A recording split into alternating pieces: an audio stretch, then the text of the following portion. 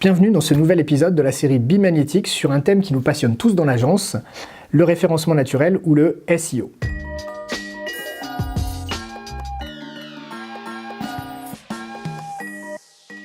Alors, comment être premier dans Google ou au pire dans le top 3? Je pense que c'est la question qui revient le plus souvent quand nous rencontrons des éditeurs de logiciels qui ont des problématiques de marketing digital. Google aujourd'hui est le premier moteur de recherche utilisé en France sur desktop ou mobile et sa part de marché, suivant les périodes à laquelle on la regarde, tourne généralement autour des 90%. Alors évidemment, personne n'a la réponse, personne ne sait comment assurément être premier dans Google. Si quelqu'un le savait, il serait soit activement recherché par Google, soit multimilliardaire. Aujourd'hui, le classement Google, pour que votre article de blog ou la page de votre site web se retrouve dans les meilleures positions, c'est le résultat de 200 algorithmes environ qui travaillent ensemble et vont analyser chacun un certain nombre de paramètres que Google va pondérer pour savoir quelle position votre article ou votre page mérite d'avoir dans le classement Google. Ce qui est important à garder en tête, c'est que Google privilégiera toujours l'expérience utilisateur de son client qui fait la recherche. Donc il va être très important de respecter les recommandations officielles de Google, qui sont très simples, créer des pages idéales et fabuleuses pour ses clients. Si vos pages sont idéales et fabuleuses, vous serez bien classé. Qu'est-ce qu'il y a derrière, en fait, ces critères de classement? Eh bien, il y a 3 fondamentaux qui vont rentrer en compte: la technique, la sémantique et la popularité. Et la pondération de ces 3 critères dans le temps n'a cessé d'évoluer. Il y a quelques années, les spécialistes du référencement savaient qu'avec beaucoup de backlinks, on pouvait obtenir de meilleures places plus rapidement, parce qu'à cette époque, la notoriété, la popularité de votre site comptait davantage dans la pondération Google. Aujourd'hui, les choses se sont un peu inversées. Aujourd'hui, ce qui va compter le plus, c'est la sémantique, c'est-à-dire ce que vous racontez dans votre page web. Est-ce que cette page web et son contenu vont vraiment répondre à l'expression recherchée par l'internaute, à ses critères de recherche? Et est-ce que la page qu'il va visiter s'il clique sur votre résultat est vraiment une page idéale et fabuleuse? Et donc nous allons voir aujourd'hui, pour chacun des 3 fondamentaux du référencement, quels sont les principaux éléments à prendre en compte.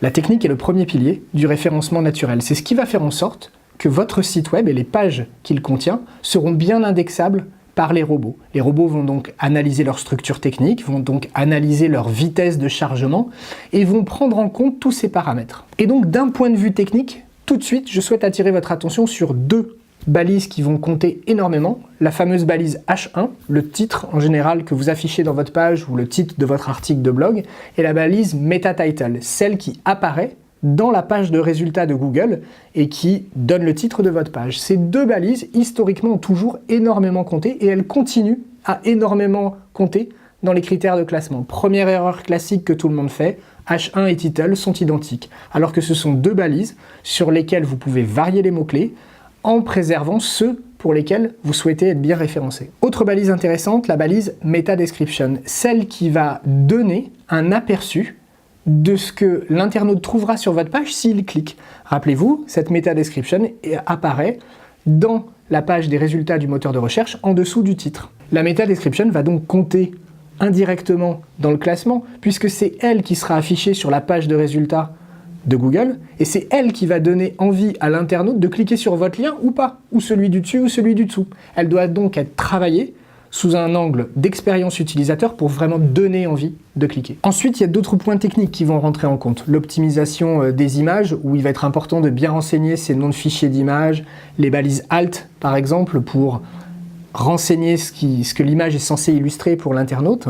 Rappelez-vous la recommandation officielle de Google, créer des pages idéales et fabuleuses. L'expérience utilisateur de l'internaute sur votre site est donc très importante. Parmi les autres points techniques, le maillage interne et la densité des liens qui pointeront vers cette page à l'intérieur de votre site comptera également. Autre point, le nombre de clics. On sait aujourd'hui que Google est attentif au chemin que doit parcourir l'internaute pour arriver sur votre page. Si elle est accessible en 2 clics depuis la homepage, elle sera forcément mieux perçue par Google que s'il faut 4 ou 5 clics à l'internaute pour arriver jusqu'à cette page. Point technique important pour finir, la dimension mobile.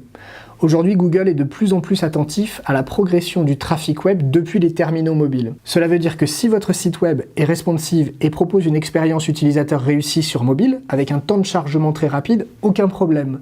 Dans le cas inverse, si l'expérience utilisateur sur mobile est dégradée parce que le site n'est pas responsive et que le temps de chargement est long, vous serez forcément moins bien placé dans le classement Google.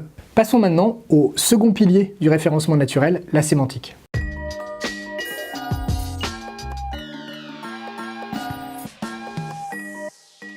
Le poids de la sémantique dans les critères de classement de Google n'a cessé d'augmenter au fil des années. Google est capable aujourd'hui de parfaitement comprendre de quoi vous parlez sur votre site web. Les dernières mises à jour de l'algorithme intègrent désormais du machine learning, de l'intelligence artificielle, et Google saura parfaitement de quoi vous parlez et si votre contenu est susceptible de bien répondre à la question que lui a posée initialement son client, l'internaute, dans le moteur de recherche. Et d'un point de vue sémantique, il va être important d'utiliser dans votre page ou dans votre article de blog tous les mots-clés secondaires autour de votre expression principale.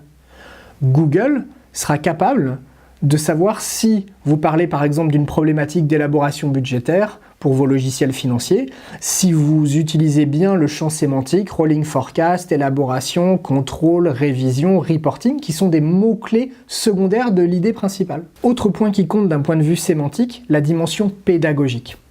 Il faut bien répondre aujourd'hui aux questions de l'internaute. De plus en plus de personnes posent des questions directement à leur smartphone. Dis Siri, OK Google. Il est donc important que vos articles de blog ou les pages de votre site web intègrent cette dimension pédagogique. Regardez sur certaines expressions de recherche, vous voyez aujourd'hui dans les résultats de Google apparaître les People also asked, autres questions posées, et Google vous montre les questions que les internautes lui posent. Il est donc important que vos pages et vos articles de blog intègrent bien cette dimension pédagogique pour répondre aux questions que l'internaute a posées à Google. Vous comprendrez donc que des pages de faible qualité contenant 300-400 mots ont peu de chances d'occuper des positions significatives dans le moteur de recherche. C'est pour cette raison que les formats d'articles de blog, qui se prêtent beaucoup mieux à des longueurs de 1000, 1200, 1500 mots, qui peuvent être étayés, contenir des illustrations, devenir donc des pages idéales et fabuleuses pour les clients de Google, ont beaucoup plus de chances d'occuper le top 3 ou le top 5 du moteur de recherche. Et nous arrivons maintenant au dernier pilier du référencement naturel, la notoriété.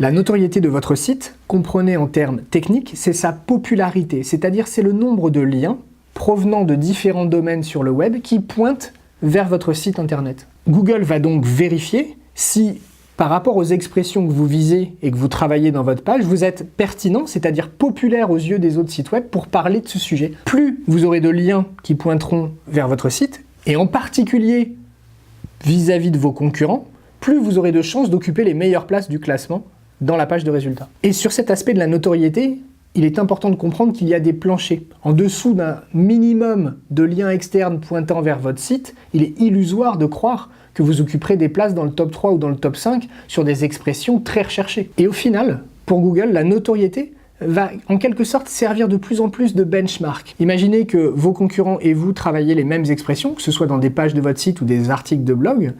Si votre concurrent a énormément de liens pointant vers cette page, il passera forcément devant vous au niveau des résultats.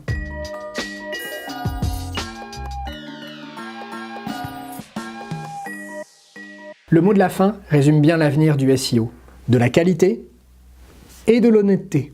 Soyez honnête et faites du travail de qualité. Ne cherchez pas à brûler les étapes, ne cherchez pas à faire de la suroptimisation technique en répétant les mots-clés, ne cherchez pas à faire du gros hacking. Si ça marche et que vous gagnez quelques places, très bien, vous aurez peut-être un peu plus de trafic, mais un jour ou l'autre, l'algorithme ou Google Panda ou Google Penguin repasseront par là, et s'ils constatent que vous faites du black hat SEO, vous prendrez une pénalité, et là vous perdrez assurément beaucoup de trafic.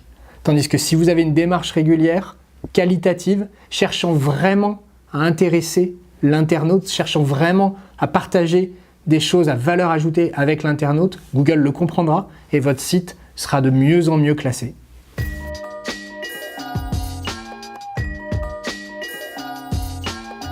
C'est tout pour aujourd'hui, et pour ne pas rater les prochains épisodes de la playlist, n'hésitez pas à vous abonner à la chaîne.